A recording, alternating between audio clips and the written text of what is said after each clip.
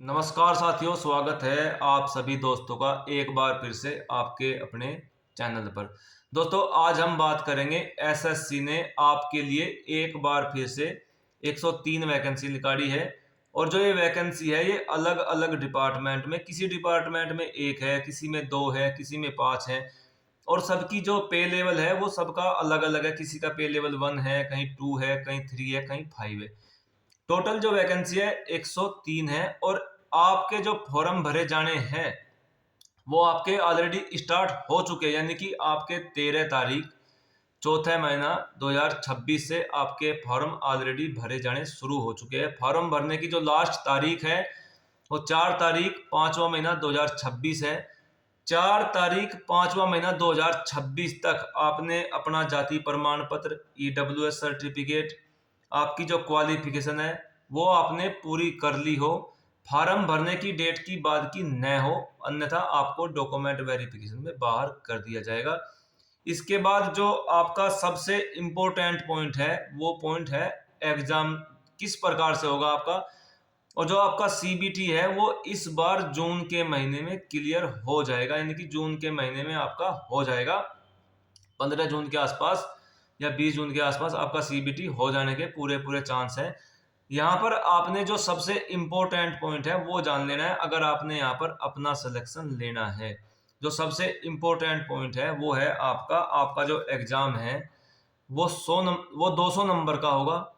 वहां पर आपके 100 क्वेश्चन होंगे और हर क्वेश्चन के लिए हर सेक्शनल टाइम, मतलब कि जो आपका क्वेश्चन का पैटर्न है वो सेक्शनल कर दिया गया, यानी कि यहाँ पर जो आपका रीजनिंग, मैथ, जीके और इंग्लिश है, यहाँ पर आपके 4 सेक्शन हैं और चारों सेक्शन को अलग अलग टाइम में डिवाइड कर दिया गया है, यानी कि 1 घंटे का जो आपका समय है उसको 4 भाग में बांट दिया गया है। एक सेक्शन में 25 क्वेश्चन होंगे, 4 सेक्शन में 100 क्वेश्चन होंगे, यानी कि आपके लिए जो नेगेटिव मार्किंग है वो 0.5 मार्क्स, यानी कि 1/4 की आपकी नेगेटिव मार्किंग भी रहेगी। इस बार आपने जो एग्जाम देना है भाई उसको बहुत ध्यानपूर्वक देना है और कम से कम 10 से 15 मॉक लगाकर अपनी प्रैक्टिस भी कर लेनी है, जिससे आपका जो सेक्शनल टाइम है उस टाइम में आप अपने एग्जाम को कंप्लीट करने की कोशिश करें। और अगर आपने ये नहीं करना है कि भाई एक बार सेक्शनल टाइम खोल के बैठ गए, कोशिश ये करनी है कि मैं उस टाइम में अधिक से अधिक क्वेश्चन, यानी कि 15 मिनट के बाद आपका दूसरा सेक्शन ऑटोमेटिक चेंज हो जाएगा।